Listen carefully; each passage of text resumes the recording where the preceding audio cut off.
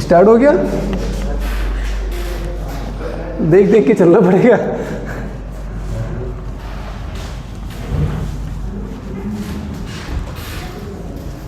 तो पॉलिटी की आज पहली क्लास रहेगी आपकी, है ना। मुझे नहीं लगता कि आप लोगों ने इससे पहले भी पॉलिटी बहुत ज़्यादा पढ़ी होगी। पॉलिटी में हम लोग बेसिकली यहाँ पर एग्जाम में कॉन्स्टिट्यूशन ही पढ़ते हैं। एसएससी के एग्जाम में पॉलिटी से ही कॉन्स्टिट्यूशन को पूछा जाता है, ठीक है।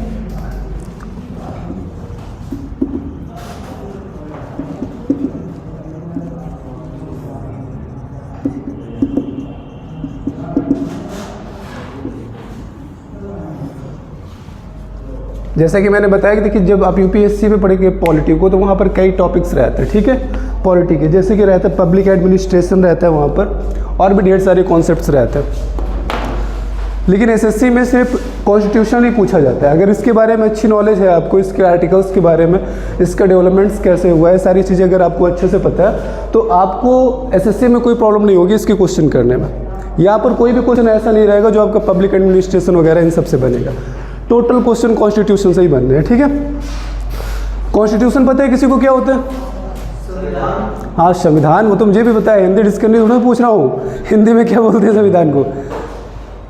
संविधान किसे कहते हैं? जिसमें लॉज एंड ऑर्डर्स लिखे जाते हैं। लॉज एंड ऑर्डर्स लिखे जाते हैं ना। और कोई बताएगा कुछ? संविधान क्या होता है यार? नहीं पता? ये तो बड़ी प्रॉब्लम है ना, इतना तो पता होना चाहिए। देखिए, जो भी डेमोक्रेटिक कंट्री होती हैं, लोकतांत्रिक गणतांत्रिक कंट्रीज होती हैं, उनके शासन को चलाने के लिए एक नियमावली होनी चाहिए। क्या होनी चाहिए? एक नियमावली होनी चाहिए। देखो, पहले राजा महाराजा रहते थे तो कोई नियमावली नहीं रहती थी, जनता की बिल्कुल नहीं सुनी जाती थी, उनका जो मन होता था वही करते थे, है ना। लेकिन जब से कंट्रीज ये डेमोक्रेटिक होने लगी, गणतंत्र होने लगे, देश क्या होने लगे? गणतंत्र होने लगे। तो गणतंत्र का मतलब भी होता है कि जहाँ पर जनता का भी कॉन्ट्रीब्यूशन होना चाहिए शासन में, उसको हम क्या बोलते हैं?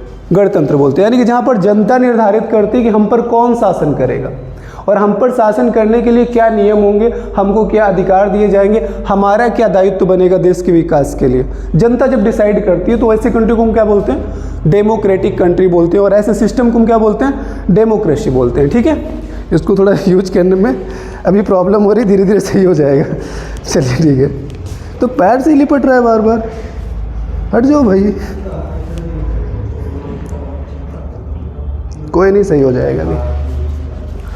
देखिए, अगर हम बात करें कॉन्स्टिट्यूशन की डेफिनेशन की, है ना, तो कॉन्स्टिट्यूशन के डेफिनेशन में बताया जाता है constitution is a set of fundamental rights and principle and policies on which a state और any other organisation is governed, है ना। संविधान जो रहता है नियमों का या सिद्धांतों का या नीतियों का ऐसा संकलन होता है जिसके आधार पर कोई भी देश अपना शासन चलाता है या कोई संस्था अपना शासन चलाती है। संविधान ऐसा नहीं सिर्फ देश का होता है, संस्थाओं का अपना संविधान होता है। जैसे कोचिंग का अपना संविधान है कि ये बैच 9:30 से स्टार्ट होगा, तो एक नियम बन गया, इस बैच के बच्चों को जब आना है तो 9:30 पे आना है। शेड्यूल जो रहता है वो भी एक संविधान है कि इस टीचर की क्लास चलेगी इस टाइम पे। तो ऐसे ही जो नियमों की पुस्तकें होती है, जो नियमों का संकलन होता है, नियमों के साथ साथ सिद्धांतों का भी। सिद्धांत कौन से रखे जाते हैं? जिन सिद्धांतों पर चलकर आप देश का विकास कर सकते हैं, आप मानवता की रक्षा कर सकते हैं, उन सिद्धांतों को भी उसमें रखा जाता है। उन नीतियों को भी रखा जाता है जिन नीतियों पर चलकर आप देश का विकास कर सकते हैं, जिन नीतियों पर चलकर आप अपने देश की जनता का भला कर सकते हैं, ठीक है। तो इस तरीके से जो संविधान होता है सिर्फ जबरदस्ती नियम कानून ही नहीं होते, सिद्धांत भी होते हैं, उसमें नीतियाँ भी होती है ना। तो डेफिनेशन क्या बनती है कॉन्स्टिट्यूशन की? Constitution is a set of, set का मतलब होता है कि पूरा संकलन होता है। ये नहीं कि एक दो सिद्धांत रख दिए गए, उसमें जितने भी सिद्धांत लगेंगे उनको कि देश के हित में है, देश के विकास में है, उन सिद्धांतों को उसमें रखा जाता है, ठीक है। डेफिनेशन को लिख दूंगा।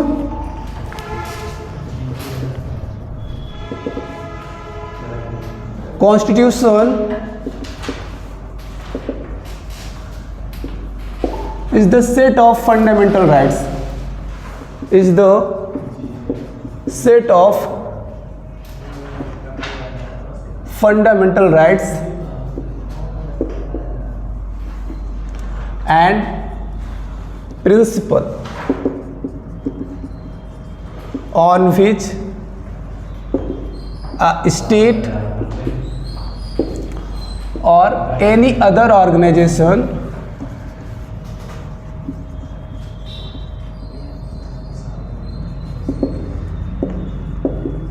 Is governed. तो कुल मिलाकर के हम लोग संविधान को बस इतना जानते हैं कि एक पुस्तक होती है ना, एक किताब होती है जिसमें क्या लिखा होता है, कुछ सिद्धांत लिखे होते हैं, कुछ नीतियाँ लिखी होती हैं और कुछ नियम कानून लिखे होते हैं जिसके आधार पर हम लोग अपने काम करते हैं, शासन प्रणाली को चलाते हैं ना। अगर ये नियम कानून ना हो तो क्या होगा, जिससे भी गुस्सा हो आप, जिससे नाराज हो उसका मर्डर कर दोगे, है ना। अब शासन में अगर ये नियम कानून ना हो तो वो लोग अपने लोगों की रक्षा करेंगे। जैसे राजा महाराजा रहते थे तो उनके भाई बहन जब भी कोई गलत काम करते थे तो उनको बचाने का पूरा प्रयास किया जाता था, गवाहों को मिटा दिया जाता था पुरानी पिक्चरों की तरह बिल्कुल वैसे ही। लेकिन इन नियमों कानूनों की वजह से, संविधान की वजह से सभी को समान अधिकार दिया जाता है। इसको जब हम लोग हिंदी में लिखते हैं कॉन्स्टिट्यूशन को, तो इसको लिखा जाता है सम प्लस विधान। क्या लिखा जाता है, सम प्लस विधान, इसको संविधान बोलते हैं। देखो जो कॉन्स्टिट्यूशन वर्ड है ये किसने दिया था, हेनरी सेकंड ने दिया था। ये इंग्लैंड के थे, किसने दिया था, हेनरी सेकंड ने दिया था कॉन्स्टिट्यूशन वर्ड, इंग्लैंड के थे, इन्होंने दिया था कॉन्स्टिट्यूशन वर्ड। लेकिन इसको हिंदी में हम क्या लिखते हैं, संविधान लिखते हैं। सम प्लस विधान, सम का मतलब क्या होता है, सम का मतलब होता है समान या श्रेष्ठ, और विधान का मतलब क्या होता है, नियम। विधान का मतलब क्या होता है, नियम होते हैं, यानी कि वो नियम जो समान होते हैं, सभी के लिए समान होते हैं और श्रेष्ठ होते हैं। श्रेष्ठ मतलब उनको काफ़ी विचार करके बनाया जाता है कि इनमें कोई कमियां नहीं है, ये वास्तव में करना चाहिए। तो ऐसे नियमों को, ऐसे श्रेष्ठ नियमों को हम क्या बोलते हैं, संविधान बोलते हैं। ठीक है, यहाँ पर नियमों का संकलन जरूर होता है, लेकिन ऐसे नियमों का संकलन जिसमें सभी को समान रूप से देखा जाता है, सभी को समान रूप से देखा जाता है, उसी को हम संविधान कहते हैं। वर्ड किसने दिया था, वर्ड दिया था हेनरी सेकंड ने, और ये कहाँ के थे, इंग्लैंड के थे। ठीक है, इसके फादर कौन है संविधान के, तो इन्होंने सिर्फ वर्ड दिया था कॉन्स्टिट्यूशन। सबसे पहले संविधान की तरह ही एक पुस्तक जो है बहुत अच्छी तरीके से किसने बनाई थी, मेडिसन ने बनाई थी। तो इस वजह से इनको क्या बोला जाता है, फादर ऑफ कॉन्स्टिट्यूशन बोला जाता है, फादर ऑफ कॉन्स्टिट्यूशन। तो संविधान समझ में आया क्या होता है। जब आप अपने संविधान की किताब देखेंगे जो भारत के संविधान की है, तो आपको पहला पेज कुछ इस तरीके से दिखेगा। ठीक है, यहाँ पर आपका लिखा होगा we the people of India, है ना, we are the people of India. और यहाँ पर अच्छी सी एक डिजाइन बनी हुई है, जैसे लड़कियाँ नहीं सजाती हैं अपनी फाइल्स वगैरह को सुंदर दिखने के लिए, तो बिल्कुल वैसे ही यहाँ पर अलंकरण किया गया, डिजाइन्स बनाई गई है। और ये जो डिजाइन है वो किसके द्वारा बनाई गई है, राम मनोहर सिन्हा के द्वारा बनाई गई है। यहाँ पर जो फर्स्ट पेज या सारे पेजेस पे ये डिजाइन बनी हुई है, ये डिजाइन किसके द्वारा बनाई गई, Ram Manohar Sinha.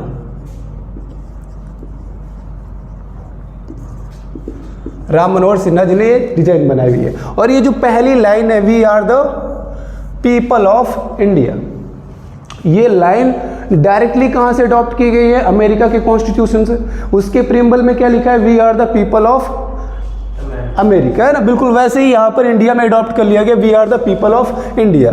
This line is taken from American constitution, America के कॉन्स्टिट्यूशन से इसको लिया गया है। और ये जो संविधान आपका लिखा गया है, ये पूरा का पूरा हैंड राइटिंग में लिखा गया है। ऐसा नहीं कि टाइपिंग, इसको टाइपराइटर पे टाइप किया गया है। ये पूरा का पूरा संविधान हाथ से लिखा गया है। और ये हाथ से किसने लिखा है, बहुत ही सुंदर लेखनी में लिखा गया, प्रेम बिहारी रायजादा के द्वारा।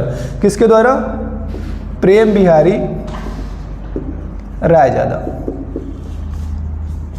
इन्होंने अपनी हैंड राइटिंग में लिखा है पूरे संविधान को। और ये हैंड राइटिंग में इन्होंने कैसे लिखा है, इटैलिक भाषा में लिखा है। ठीक है, इटैलिक लैंग्वेज में इन्होंने लिखा है इंग्लिश ही, लेकिन उसकी स्टाइल कैसी है, इटैलिक है। ठीक है, तो ये इंग्लिश और हिंदी दोनों में लिखा गया, और दोनों में ही प्रेम बिहारी रायजादा के द्वारा लिखा गया, और इनकी हैंड राइटिंग में। ये जो पहला कॉन्स्टिट्यूशन लिखा गया था प्रेम बिहारी रायजादा के द्वारा, ये 234 पेज का है। कितने पेजेस का, इसमें 234 पेजेस है। और इसका वजन कितना है, सर टोटल 234 पेज है। हाँ, 13 किलोग्राम इसका वजन है। ये पूरे 13 किलोग्राम का कॉन्स्टिट्यूशन है। जो कि प्रेम बिहारी राजाधव ने अपने हाथों से लिखा था। इसको कहाँ पर रखा गया? पार्लियामेंट में रखा गया, हीलियम के केज में। किस में रखा गया? हीलियम के केज में रखा गया। और ये जिस पेज पे लिखा गया है, ये पेज किसके बने हुए हैं? ये लेदर के पेज हैं। यानी कि जिन पृष्ठों पे लिखा गया है संविधान को, ये लेदर के पेज हैं, जिनकी सीमा कितनी है? ये 1000 साल तक चल सकते हैं, 1000 साल तक ये खराब नहीं होंगे। और इनको हीलियम के केज में, यानी कि हीलियम गैस भर दी गई है और उसी में इस बुक को रखा गया। क्योंकि बाकी गैसेस क्या होती हैं? एक्टिव गैसेस होती हैं। एक्टिव गैसेस में क्या होता है कि जो प्रोडक्ट रखा जाता है वो डिकम्पोज होना स्टार्ट हो जाता है, लेकिन हीलियम के केज में रखेंगे तो ये डिकम्पोज नहीं होगा। 1000 वर्षों तक इसकी अवधि है। एज कितनी है? 1000 ईयर। ठीक है, 1000 वर्षों तक ये खराब नहीं होने वाला है।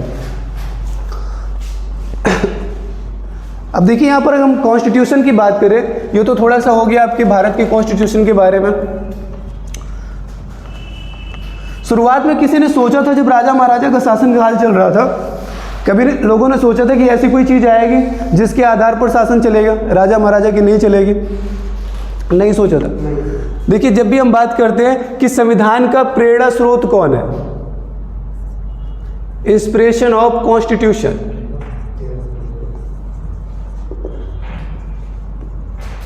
इंस्पिरेशन ऑफ कॉन्स्टिट्यूशन, नहीं कि कहां से प्रेरणा लेकर के हमने संविधान बनाना स्टार्ट किया। ठीक है, हमने ही नहीं, दुनिया के सभी देशों ने कहां से प्रेरणा ली है कि संविधान होना चाहिए। और संविधान क्या होता है? बहुत अच्छी चीज़ होती है। अगर इसके आधार पर शासन चलता है तो वो बेहतर शासन होता है। ठीक है, तो इंस्पिरेशन लिया गया है हम्बुराबी से। एक्चुअली मेसोपोटामिया एक सभ्यता है, आप लोग जानते हैं मेसोपोटामिया सिविलाइजेशन, इसी को बोलते हैं सुमेरियन सिविलाइजेशन। सुमेरियन सिविलाइजेशन, ये सभ्यताएं पता है कब पनपी थी? जब इंसान जो है बंदर से इंसान बना था, तब उन लोगों ने झुंड में रहना स्टार्ट किया था, ग्रुप में रहना स्टार्ट किया था, थोड़ा रहने वहने की चीज़ें बनाना स्टार्ट कर दी, गुफाओं में रहने लगे थे, छोटे छोटे घर बनाने स्टार्ट कर दिए थे। उस टाइम को हम क्या बोलते हैं? सिविलाइजेशन बोलते हैं। क्या बोलते हैं? सभ्यता बोलते हैं। ठीक है, तो ये जो सभ्यता है आपकी, मेसोपोटामिया की सभ्यता है। ठीक है, ये इराक और ईरान, ये कहाँ पर है आपकी? इराक का क्षेत्र है कुछ, और कुछ क्या है आपका? ईरान का क्षेत्र है। और इसके बीच में एक नदी बहती है, 2 नदियां बहती है। ठीक है, 2 नदियां बहती है, दजला और फरात, दजला और फरात। ये सभ्यताएं जो थी नदियों के किनारे ही बनाई जाती थी, ताकि घरों को बनाने के लिए मिट्टी वहाँ से गीली मिट्टी ला सके, है ना, वो खाना वाना बनाने के लिए वहाँ से पानी ला सके, तो हमेशा, और खेती करने के लिए, अनाज उगाने के लिए वहाँ से पानी ला सके। तो ये सारी चीज़ें नदियों के किनारे ही, क्योंकि तब ट्रांसपोर्टेशन के लिए गाड़ियाँ नहीं थी कि गाड़ियों से लेकर के चले गए कोई भी चीज़, है ना। या फिर क्या किए भाई, ट्यूबवेल वगैरह लगा करके पानी खींच लिए, बम्ब लगा करके पानी खींच लिया, ऐसा कुछ नहीं था। तो नदियों के किनारे ही सारी चीज़ें स्टार्ट की जाती थी, लोग रहना स्टार्ट करते थे, यहीं पे बाजारें लगती थी, यहीं पे खेती की जाती थी आसपास के क्षेत्रों में। तो दजला और फरात ये 2 नदियाँ थी, इसके बीच के जो क्षेत्र थे और इसके किनारे किनारे के क्षेत्र थे, जो कि कहाँ के थे? ईरान और इराक के थे। इन क्षेत्रों में ये सभ्यताएँ बसती। कौन सी सभ्यता? मेसोपोटामिया सभ्यता। ऐसी सभ्यता आपको भारत में भी मिलेगी, है ना। मोहनजोदाड़ो की सभ्यता आपने देखा है। तो ये लेकिन नई सभ्यता जो अपने यहाँ देश में है, अपने यहाँ देश में पनपी थी, वो नई सभ्यता थी। ये ज़्यादा प्राचीन सभ्यता थी। इसको लगभग माना जाता है कि आज से 4000 साल पहले, आज से 4000 साल पहले इस सभ्यता का जन्म हुआ था, इस सभ्यता का निर्माण हुआ था।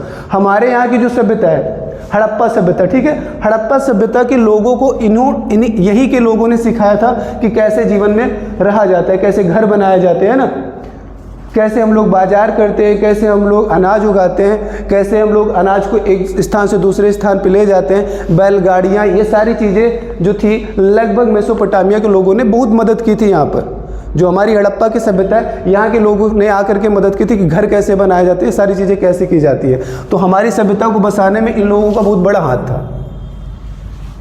ठीक है, मेसोपोटामिया की सभ्यता और सुमेरियन सभ्यता। क्योंकि इस समय तक राजा महाराजा भी होने लगे थे।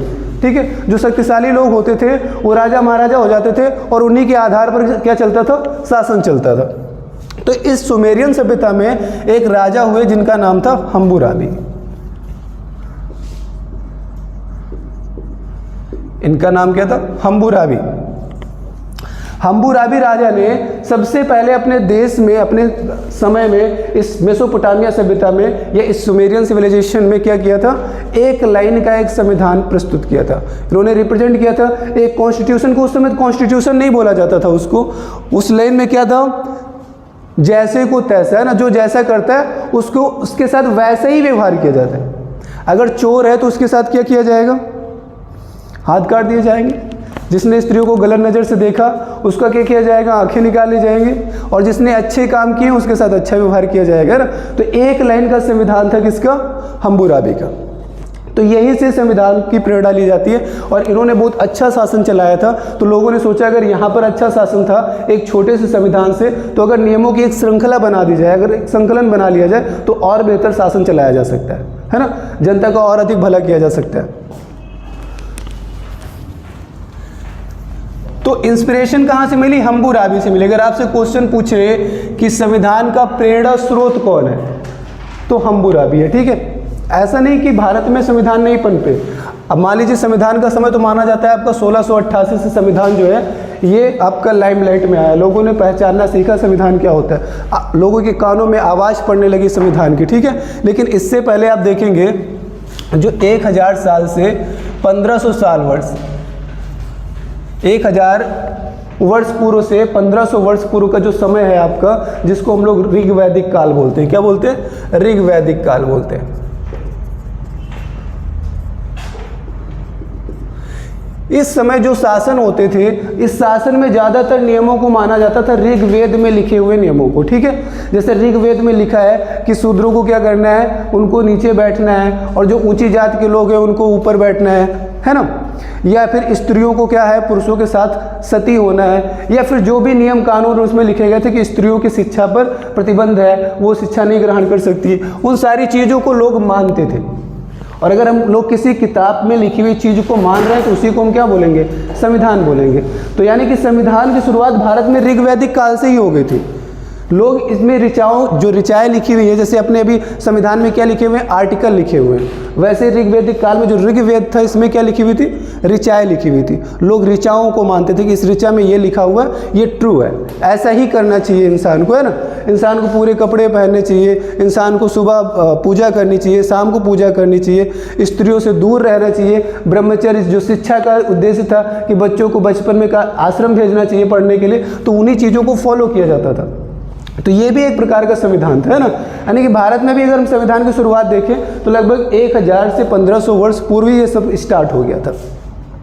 लेकिन अगर हम नए में देखें कि संविधान का जो है सबसे प्राचीन संविधान किसे बोला जाता है? प्राचीन संविधान की अगर हम बात करें तो सबसे प्राचीन संविधान कहाँ का है? तो देखिए यहाँ पर पहले तो संविधान जो रहता है उसको दो तरीके से डिवाइड किया गया। आज के टाइम में क्या किया गया? संविधान को दो तरीके से डिवाइड किया गया। एक को बोला गया रिटेन कॉन्स्टिट्यूशन, एक को क्या बोला गया? रिटेन कॉन्स्टिट्यूशन, और एक को बोला गया अनरिटेन कॉन्स्टिट्यूशन। यानी कि जो संविधान होता है वो संविधान आपका लिखित भी होता है और अलिखित भी होता है। ठीक है, रिटेन कॉन्स्टिट्यूशन क्या होता है भाई? रिटेन कॉन्स्टिट्यूशन होता है कि जिस नियमों को अगर हम किसी पुस्तक में लिख दें, भाई जिनको हम फॉलो करते हैं, जिससे हमारे देश का शासन चलाया जा रहा है, जिन नियमों के आधार पर, जिन सिद्धांतों के आधार पर, अगर हम उसको किसी पुस्तक में लिख दें, उसका संकलन कर लें, तो वो क्या हो जाएगा? आपका रिटेन कॉन्स्टिट्यूशन हो जाएगा। जैसे आज के समय में हमको क्या आधार मिले हैं, क्या अधिकार मिले हैं, हमारे क्या कर्तव्य हैं, ठीक है, हमको कब अपराधी माना जाएगा, कौन से कृत्य को गलत माना जाता है, कौन से कामों को गलत माना जाता है, ये सारी चीज़ें लिखी हुई है।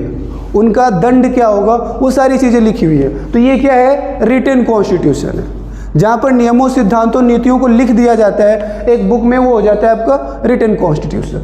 अनरिटेन कॉन्स्टिट्यूशन क्या होता है? अलिखित संविधान, जहाँ पर चीज़ों को लिखा नहीं जाता है, नियमों को लिखा नहीं जाता है। ये वो परंपराएं होती हैं जो पीढ़ी दर पीढ़ी चली आ रही है। उन परंपराओं को हम क्या कहते हैं? अनरिटन कॉन्स्टिट्यूशन कहते हैं। जैसे मान लीजिए आपके गांव में किसी का विवाह हुआ है ना, उसने एक बिल्ली पाल रखी है, और शादी के टाइम क्या हो, उसकी एकदम बारात के समय वो बिल्ली उसको ना दिखे और उसको बिल्ली से बड़ा प्रेम हो अपनी, तो वो ये सोचे कि मैं देखूं पहले कि वो गई कहाँ पर है, और उसको ढूंढने के लिए पूरे गांव-गांव में घर-घर जाए और लोग कहें देखो यार तुम्हारी बारात है, तुम तो इधर उधर घूम रहे हो। सभी को पता चल गया कि वो बारात के दिन बाहर घूम रहा था, वो ले गया बिल्ली को, उसने बंद कर दिया और उसके बाद बारात चला गया ना, शादी हो गई, वापस आ गया, अपना लाइफ स्पेंड कर रहा है अच्छे से। दूसरे साल भी 1-2 विवाह हुए, विवाह में क्या हुआ कि कोई प्रॉब्लम हो गई। अब वो तो कोइंसिडेंटली हो जाता है ना कभी कभी कि पत्नी को अच्छा नहीं लगा भाई हस्बैंड, तो उसने छोड़ दिया, या फिर किसी की तबीयत ज़्यादा खराब हो गई, उसकी डेथ हो गई, तो लोगों ने सोचा कि जब तक बिल्ली नहीं पकड़ोगे तब तक विवाह सफल नहीं होगा। तो अगले साल विवाह हुआ, भाई बिल्लियाँ पकड़ने लगे लोग शादी से पहले एक दिन, और शादियाँ अच्छी हो गई, भाई लोगों के डिवोर्स नहीं हो रहे हैं, किसी की डेथ नहीं हो रही, एकदम अच्छे से लाइफ चल रही है। तो लोगों ने सोचा कि ये ट्रू है भाई, ऐसा करना चाहिए, है ना। अब वो पीढ़ी दर पीढ़ी चल रहा है, हमको पता ही नहीं ये कब से स्टार्ट हुआ है, हम भी वही कर रहे हैं। ये क्या होती है, परंपराएं होती हैं, ठीक है। जिन परंपराओं को हमको पता ही नहीं है कि इसका ओरिजिन क्या है, कब शुरू हुई थी, लेकिन वो जो है अभी के समय में बहुत अच्छा फल दे रही है, बेहतर उनसे परिणाम मिल रहे हैं, तो उनको हम क्या मान लेते हैं, कॉन्स्टिट्यूशन का एक पार्ट मान लेते हैं कि इसको हम हमेशा याद रखेंगे, इसको हमेशा मानेंगे, ठीक है। तो जो ब्रिटिश कह रही है कि जो ब्रिटेन का आपका संविधान है, ऐसे ही परंपराओं का संकलन है, कुछ लिखा नहीं गया उसमें। सबसे प्राचीन इतिहास भी माना जाता है ब्रिटेन का। इंग्लैंड का जो कॉन्स्टिट्यूशन है, इसको सबसे प्राचीन संविधान माना जाता है, ठीक है, कि इससे पहले कोई भी संविधान का निर्माण नहीं हुआ था। अब इंग्लैंड में क्या थे, हमेशा से राजा महाराजा ही थे, यहाँ पर कभी प्रधानमंत्री राष्ट्रपति ये सब नहीं हुए। और ये जो समय था ये 1688 का समय था। 1688 में जो इंग्लैंड का क्राउन था, यानी कि जो ताज था, वहाँ के जो राजा थे वो जेम्स द्वितीय थे। कौन थे? जेम्स द्वितीय। तो जेम्स द्वितीय हो या फिर कोई भी राजा हो, जो उनके पुराने चले आ रहे नियम, उन्हीं के आधार पर वो चलता था कि मेरे पिताजी क्या करते थे भाई, ये दंड देते थे ये काम करने पर, तो वो भी वही दंड दे रहे हैं। जो लाइफ स्टाइल उनके बाप दादा जीते थे वही जी रहे हैं, या फिर उनमें कोई ज़्यादा उपद्रवी हो रहा है तो उसने कुछ और नियम बढ़ा दिए, है ना। अपने दुश्मनों के लिए उन्होंने थोड़े से और नियम बढ़ा दिए कि इसने ये गलत काम किया, ये अच्छा काम भी किया है तो उसको गलत साबित कर दिया, ये एक काम गलत है, इसके बाद कोई और भी करेगा तो ये गलत हो जाएगा, वो एक निर्धारित कर दिया। तो जेम्स द्वितीय के समय में ऐसा माना जाता है कि नियमों की बहुत ज़्यादा अवहेलना हो रही थी, नियमों को लोग नहीं मान रहे थे, या जेम्स द्वितीय के जो नियम थे वो जनता के लिए सही साबित नहीं हो रहे थे। भाई नियम कानून बनाओ लेकिन वो दायरे में होने चाहिए, इंसान को नुकसान ना पहुंचाए, मानवता को हीन ना करे। जैसे कि आपके साथ नियम बनाया गया कि आप किसी का मर्डर नहीं कर सकते, आप किसी को बेवजह थप्पड़ नहीं मार सकते, आप गाली नहीं दे सकते, है ना, इस तरीके से। तो वो नियम क्या है, वो एक समाज को सुधारने के लिए, देश के विकास के लिए होते। लेकिन जेम्स द्वितीय ने जो नियम बनाए थे वो जनता पे ज़बरदस्ती थोपे गए थे। इन्होंने अपनी लाइफ स्टाइल को बनाए रखने के लिए, अपने स्टारडम को बनाए रखने के लिए जनता को घसीटना शुरू कर दिया था। तो इनके टाइम में ही एक विलियम द्वितीय थे, जनता ने इनको, विलियम तृतीय, इनको हटा करके किसको राजा बना दिया, विलियम तृतीय को बना दिया, ठीक है। और जनता ने सोचा कि भाई जो जेम्स द्वितीय ने किया है वो विलियम तृतीय भी कर सकते हैं, अपनी मनमानी चला सकते हैं आगे चल करके। तो जो प्राचीन परंपराएं थी उनमें से कुछ परंपराओं को चुन के कि ये ज़्यादा बेहतर है। भाई परंपराएं तो ढेर सारी चली आ रही हैं, उसमें से कुछ बकवास भी है ना, जिनका कोई मतलब नहीं है, लेकिन उनको फॉलो कर रहे हैं हम लोग, उनका कोई साइंटिफिक रीज़न नहीं कि वो हमको बेनिफिशियल है हमारे लिए, तो उनको हटा दिया। और जो अच्छी परंपराएं थी उनको क्या मान लिया, संविधान मान लिया कि ये परंपराएं हमेशा चलती रहेंगी, ठीक है। तो 1688 में इंग्लैंड का कॉन्स्टिट्यूशन बना था और इसी को पहला कॉन्स्टिट्यूशन माना जाता है। और ये कैसा संविधान था, अलिखित संविधान था, अनरिटन कॉन्स्टिट्यूशन था। ये आपका अनरिटन कॉन्स्टिट्यूशन था, याद रखिएगा। अगर पहला पूछे सबसे प्राचीन संविधान कौन सा है तो ब्रिटेन का संविधान है। अगर आपसे पूछे कि संविधान की प्रेरणा कहाँ से मिली है तो हम्बुराबी के संविधान से मिली है। हम्बुराबी का संविधान क्या था, जैसे को तैसा, एक लाइन का संविधान, ठीक है। उसके बाद पहला संविधान 1688 में अडॉप्ट किया गया, जो कि अनरिटन कॉन्स्टिट्यूशन है, कहाँ का, इंग्लैंड का, ठीक है। फिर धीरे धीरे जो संविधान है इसकी श्रृंखला चलने लगी, है ना। सारे देशों ने कहा कि भाई हमको भी संविधान बनाना है, बेहतर शासन प्रणाली हमको भी लाना है। कुछ नोट करना था कि इसमें पुराना जो संविधान ये सबसे प्राचीन कॉन्स्टिट्यूशन माना जाता है। मैंने बताया कि हम्बुराबी ने संविधान शब्द नहीं यूज किया था, उन्होंने एक लाइन लिख दी थी, जैसे को तैसा, लोग उसको मानते थे। आज के टाइम में देखा जाए तो संविधान जैसा ही है, लेकिन वो संविधान नहीं था, क्योंकि तब संविधान शब्द ही नहीं था। संविधान शब्द सबसे पहले किसने यूज किया था? हेनरी सेकंड ने 1688 में, 1688 में, और किस देश के लिए? इंग्लैंड के लिए। ठीक है। और यहाँ पर इंग्लैंड में मैंने बताया कि ढेर सारी प्राचीन परंपराएं चल रही थी, लेकिन उनमें से कुछ को निकाल दिया गया जो बेहतर नहीं थी, और जो बेहतर थी उनको क्या मान लिया गया? संविधान मान लिया गया। और इस तरीके से इंग्लैंड का कॉन्स्टिट्यूशन क्या हो गया? वर्ल्ड का सबसे एंसेंट कॉन्स्टिट्यूशन हो गया, सबसे प्राचीन संविधान हो गया। ठीक है। अब संविधान जो है ये पूरे विश्व में व्याप्त होने लगा। 1688 के बाद की हम बात करें तो लगभग 1700 ईस्वी में इंग्लैंड का पूरे वर्ल्ड में शासन था। भारत में भी वही शासन कर रहा था, अफ्रीका में भी वही शासन कर रहा था, अमेरिका में भी उसी का शासन था, चाइना में भी था, रूस में भी था। लगभग देखा जाए तो पूरे वर्ल्ड में इसका शासन था। किसका? ब्रिटेन का। ठीक है। तो अमेरिका भी उस समय आज़ाद नहीं हुआ था, अमेरिका पर भी इंग्लैंड का ही शासन था। लेकिन 4 जुलाई 1776 में अमेरिका ने स्वयं को आज़ाद घोषित कर दिया कि हम लोग क्या हैं? स्वतंत्र, ब्रिटेन से। वास्तव में स्वतंत्रता नहीं मिली थी, लेकिन उन्होंने अपने आप को स्वतंत्र घोषित कर लिया। ठीक है। अब स्वतंत्र घोषित कर लिए भाई, उसके बाद अगर गणतंत्र नहीं होगा आपका तो आप शासन प्रणाली नहीं चला पाओगे।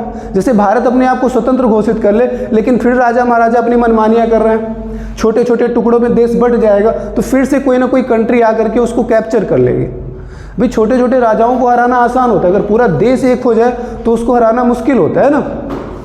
तो अमेरिका में जॉर्ज वाशिंगटन नाम के एक व्यक्ति ने, जॉर्ज वाशिंगटन का नाम सुना है आपने?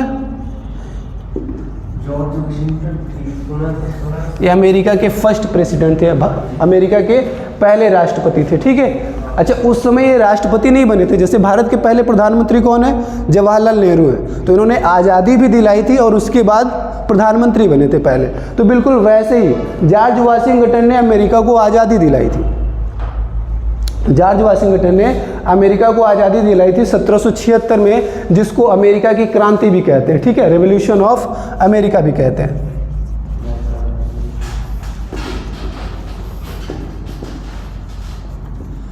अच्छा, जो जेम्स द्वितीय को हटाया गया था इंग्लैंड में, ठीक है, जेम्स द्वितीय को हटा करके किसको रखा गया था? विलियम तृतीय को रखा गया था। ये भी क्रांति के नाम से ही जानी जाती है। ठीक है। जिसको इंग्लैंड की क्रांति बोलते हैं। कब हुई थी ये? 1688 ईस्वी में। तो इंपॉर्टेंट चीज़ है, नोट कर लीजिएगा उसको। यानी कि इंग्लैंड के कॉन्स्टिट्यूशन बनने का कारण भी क्या था? इंग्लैंड की क्रांति थी, जो कि 1688 में आई थी। ठीक है। ये रक्तहीन क्रांति है। रक्तहीन क्रांति का मतलब है खून नहीं बहाया गया था, इसमें लड़ा नहीं गया था, ये रक्तहीन क्रांति थी। इसी को ग्लोरियस रेवोल्यूशन भी कहते हैं, गौरवपूर्ण क्रांति भी कहते हैं। जो इंग्लैंड की क्रांति थी उसको रक्तहीन क्रांति भी कहा जाता है और गौरवपूर्ण क्रांति भी कहा जाता है। उसको इंग्लिश में ग्लोरियस रेवोल्यूशन कहते हैं, जो कि 1688 में इंग्लैंड में हुआ था। रीज़न क्या था कि जेम्स द्वितीय के जो नियम कानून थे वो बहुत ही घटिया थे, उनको हटा करके विलियम तृतीय को राजा बनाया गया था। कहाँ का? इंग्लैंड का।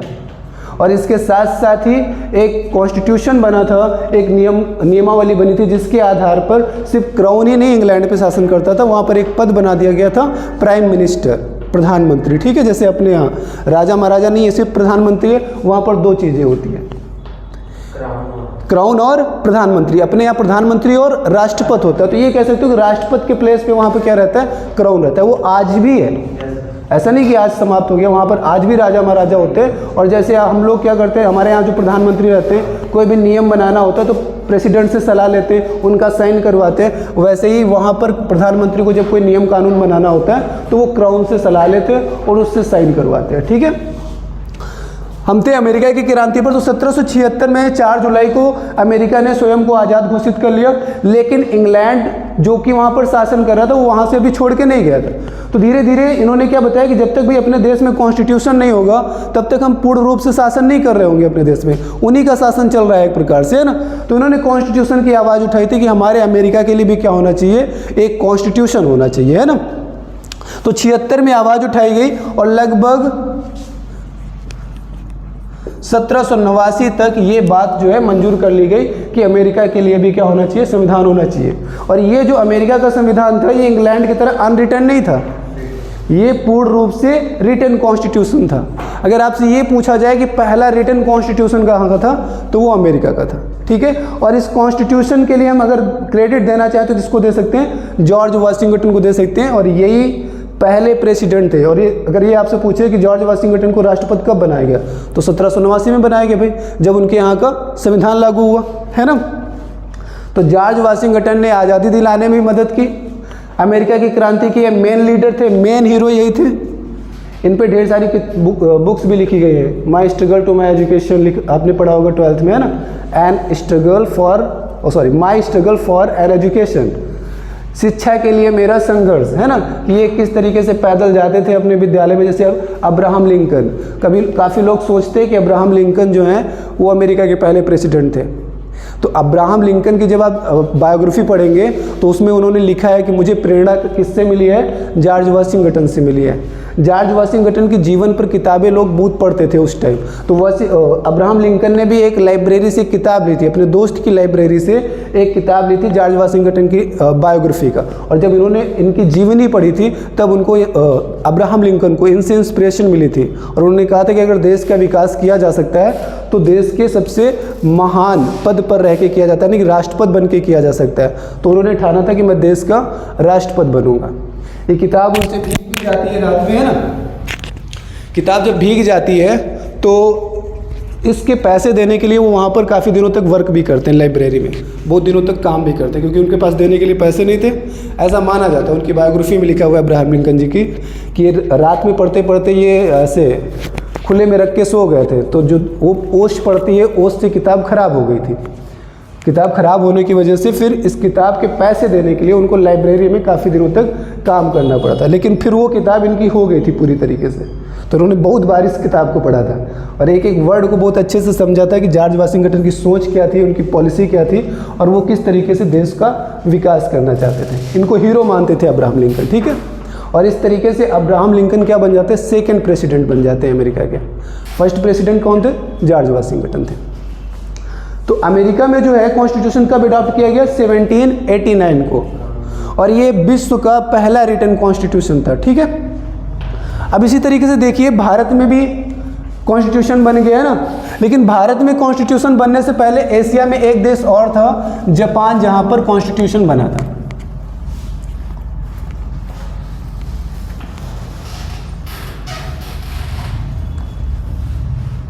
अगर हम बात करें कि एशिया में सबसे पहला संविधान कौन सा बना था, है ना, तो एशिया का सबसे पहला संविधान किसका था, जापान का था।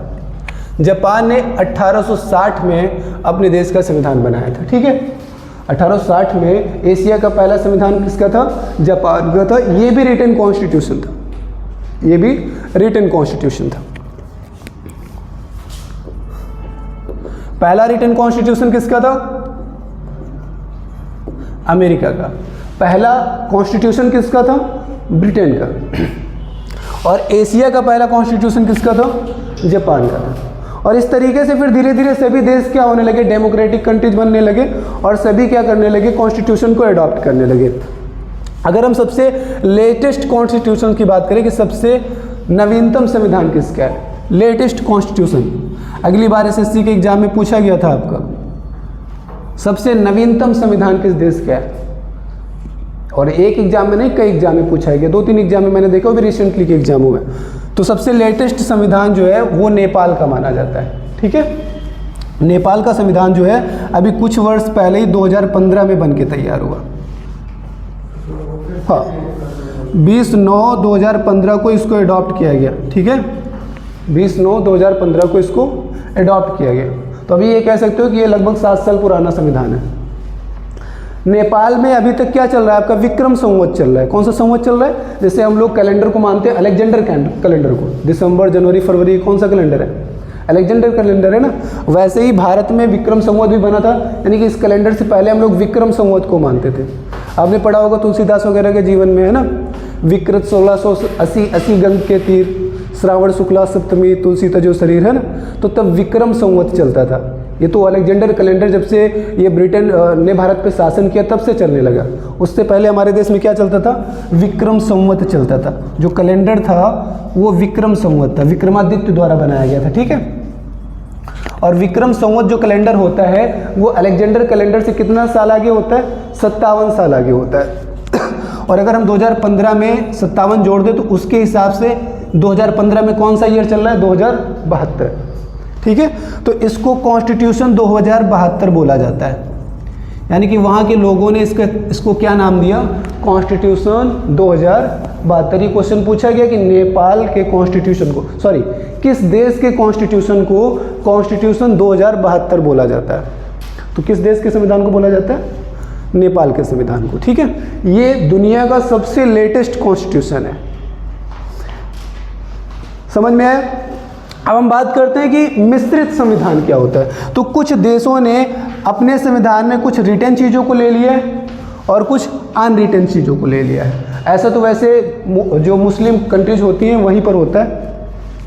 और अगर हम बात करें कौन सी मुस्लिम कंट्री है जहाँ पर इन दोनों टाइप के संविधान को माना जाता है, तो सऊदी अरब। सऊदी अरब में पहले तो सिर्फ इस्लाम की चीज़ों को माना जाता था। इस्लाम में जो चीज़ लिखी हुई है उसी को संविधान माना जाता था। बुर्का पहनना, लड़कियों को स्कूल ना भेजना, है ना, उनका चेहरा ना दिखाना, ये सारी चीज़ें, यानी कि जो चीज़ें इस्लाम धर्म में हराम मानी जाती थी वो लोग ये नहीं करते, तो जो जिनको शुभ माना जाता था उनको करते थे। कुल मिला करके ये सब किसको फॉलो करते थे, कुरान जो उनकी पुस्तक है उसको फॉलो करते थे, ठीक है। सऊदी अरब के लोग हों या फिर कोई भी मुस्लिम कंट्री हो, अब तो मान लीजिए सभी के लिए कॉन्स्टिट्यूशन हो गया है, सबने अपना अपना कॉन्स्टिट्यूशन लॉन्च कर दिया।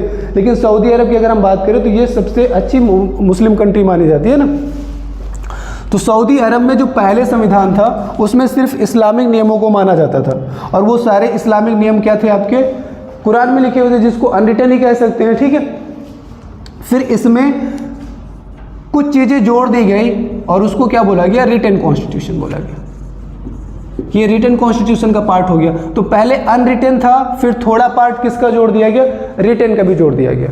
जैसे कुछ चीज़ें हैं जो हर धर्म में कुछ ना कुछ चीज़ें गलत होती है, कुछ अच्छी होती है ना। आप आंखें बंद करके धर्म पे विश्वास नहीं कर सकते हो। अगर आपका धर्म कहता है कि स्त्रियों को पुरुषों के साथ जल जाना चाहिए, सती प्रथा जैसी चीज़ें हैं, या विधवा को कभी विवाह नहीं करना चाहिए, तो आप उनकी लाइफ स्टाइल को समझ सकते हो कि एक विधवा की ज़िंदगी कैसी गुजरती है ना। या फिर किसी स्त्री को अगर उसके पति के साथ जलाया जाता है तो उसको कैसा महसूस होगा। तो हर धर्म में कुछ चीज़ें गलत होती हैं, कुछ सही होती है। या किसी को छुआछूत के आधार पर आप उसको दूर भगा दो कि ये निचली कास्ट का है, पास में नहीं बैठना चाहिए ना, तो ये गलत चीज़ें होती हैं, उनको दूर भी करना चाहिए। तो इसी तरीके से यहाँ पर देखो सऊदी अरब में इस्लाम को भी माना जाता है, और इस्लाम में जो चीज़ें थोड़ा सा कम सही लगी उनको, उसको उन्होंने मॉडिफाई कर दिया और उसको रिटन कॉन्स्टिट्यूशन पार्ट में ले आए, ठीक है। तो इस देश के संविधान को बोला जाता है, थोड़ा ही लिखा गया लेकिन ज़्यादातर चीज़ें इस्लाम की ही मानी जाती है, तो इसको हम लोग बोलते हैं स्लाइटली रिटन कॉन्स्टिट्यूशन, आंशिक रूप से लिखित संविधान। ये 2012 में अडॉप्ट किया गया। जो इसमें रिटर्न चीज़ें जोड़ी गई, कब जोड़ी गई, 2012 में जोड़ी गई। तो जो सऊदी अरब का संविधान है आपका, इसको क्या बोला जाता है, स्लाइटली रिटन कॉन्स्टिट्यूशन, आंशिक रूप से लिखित संविधान, ठीक है। देखो संविधान आपको पढ़ना है तो बहुत बेहतर तरीके से हम लोग ऑरिजिन से स्टार्ट करेंगे और धीरे धीरे बढ़ते जाएंगे आगे, और कोशिश रहेगी कि 2-3 क्लास में हम लोग बैकग्राउंड इसका फिनिश कर लें कि कैसे अभी हम लोग अगली क्लास में पढ़ेंगे EIC ने कैसे भारत पे शासन किया है ना, कैसे वो पूरी भारत को कैप्चर किए, फिर कैसे वो अपने ट्रेड को कम कर देगा। क्योंकि शुरुआत में जब आपकी ब्रिटिश ईस्ट इंडिया कंपनी आई थी तो उसी बिजनेस के पर्पज़ से आई थी कि उसको भारत में जा करके व्यापार करना है। लेकिन जब वो यहाँ पे रहने लगे तो इतना बड़ा क्षेत्र देख करके, और चारों तरफ नदियाँ, पहाड़, पर्वत है ना, अच्छी उपजाऊ भूमि देखा उन्होंने, तो सोचा यहीं पे रहना ठीक है, रोज़ रोज़ कहाँ से यहाँ से लाद के ले जाएंगे वहाँ पर, अपनी फैक्ट्रियों में से ही करेंगे। तो यही फैक्ट्रियाँ लगाना स्टार्ट कर दी वो लोग। फिर धीरे धीरे उनको लगा कि व्यापार से बेहतर यहाँ पर शासन करना, यहीं पे जीवन जीना है ना। तो यहाँ पर वो क्या करने लगे, धीरे धीरे अपना एडमिनिस्ट्रेशन पावर यानी कि राजनीतिक पावर बढ़ाने लगे और ट्रेड को धीरे धीरे कम करते गए। आए थे व्यापार के पर्पज़ से, लेकिन जब उनको लगा कि यहाँ पर रहना ज़्यादा बेहतर है, व्यापार से बेहतर है, तो वो व्यापार को कम करने लगे और धीरे धीरे राजनीतिक कार्यों को ज़्यादा करने लगे। यहीं पर शासन करने की उन्होंने सोच ली। तो उस सारे बैकग्राउंड को पढ़ेंगे कि कैसे वहाँ पर उन्होंने ट्रेड को धीरे धीरे डिमोलिश किया और कैसे कैसे अपनी एडमिनिस्ट्रेशन पावर को बढ़ाया। कैसे उन्होंने भारत पे शासन करना स्टार्ट किया, कहाँ से शासन करना स्टार्ट किया, भारत ने कब अपनी हार मान ली कि अब जो है हम पर कौन शासन करेगा, ब्रिटेन ही शासन करेगा। क्योंकि हम सब ने मिल के देख लिया, मिल के लड़ के देख लिए, अगर हम मिलकर भी हार गए तो इसका मतलब क्या है कि अब अगली शक्ति कौन है भारत में, ब्रिटेन ही है। क्योंकि भारत में क्या होता है, पहले तो सब लोग अलग अलग लड़ते हैं, फिर यूनाइट होके भी लड़ते हैं। जब बंगाल का युद्ध होता है आपका लास्ट वाला युद्ध, बक्सर का युद्ध है ना, तो बक्सर के युद्ध में लगभग भारत के सभी बड़े बड़े राजा जो थे, मराठा हों चाहे फिर वो अवध के राजा हों, चाहे बंगाल के राजा हों, चाहे आपके दिल्ली के शासक रहे हों, सब ने मिल के युद्ध लड़ा था और सब मिलकर भी हार गए थे। तो ऐसा लगने लगा था भारत के लोगों को कि अब इनसे जीतने वाला कोई नहीं, जब इनका मन होगा तभी जाएंगे यहाँ से, है ना। तो उस तरीके से एडमिनिस्ट्रेशन पावर को खूब बढ़ाते हैं अच्छे से, और सारी चीज़ों को हम लोग अगली क्लास में डिस्कस करेंगे, ठीक है। क्या हुआ, नोट्स वगैरह मिल जाएंगे आप लोगों को, ऐसी कोई बात नहीं है, ठीक है। मैं भी सेंड कर दूंगा शाम को, लिखा नहीं होगा ज़्यादा आप लोगों ने।